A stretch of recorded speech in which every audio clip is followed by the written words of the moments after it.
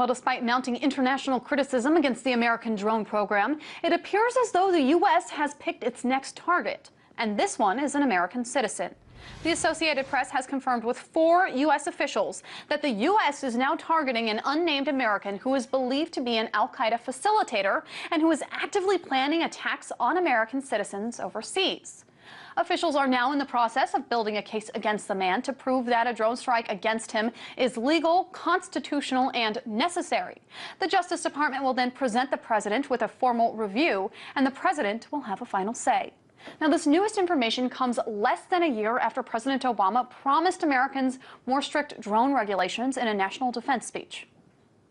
For the record, I do not believe it would be constitutional for the government to target and kill any U.S. citizen with a drone or with a shotgun without due process. But when a U.S. citizen goes abroad to wage war against America and is actively plotting to kill U.S. citizens, and when neither the United States nor our partners are in a position to capture him before he carries out a plot,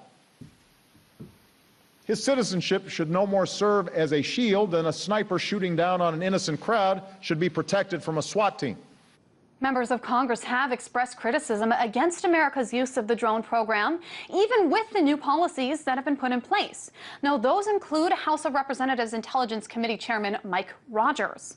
The President's May 2013 policy changes for the U.S. targeted strikes are an utter and complete failure, and they leave Americans' lives at risk.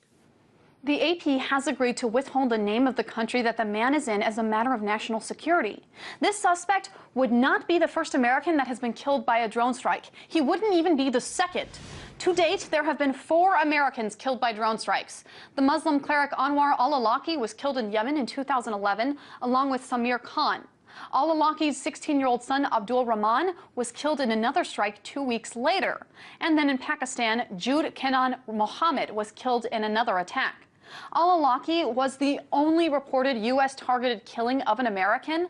The others were considered collateral damage.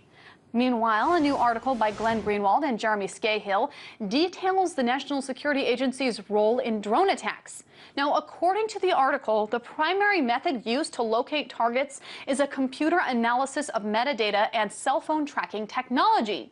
Oftentimes, that data is inaccurate.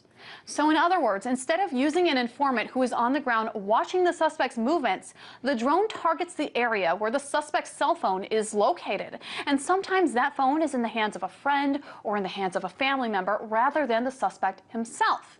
The information comes from a former drone operator who worked for the Joint Special Operations Command as well as for the NSA. It was bolstered by an Edward Snowden document, as well as that document detailed the geolocation technique that is used by the NSA. So, just when you thought the NSA only controls people's lives, it looks like it plays a role in some people's deaths as well.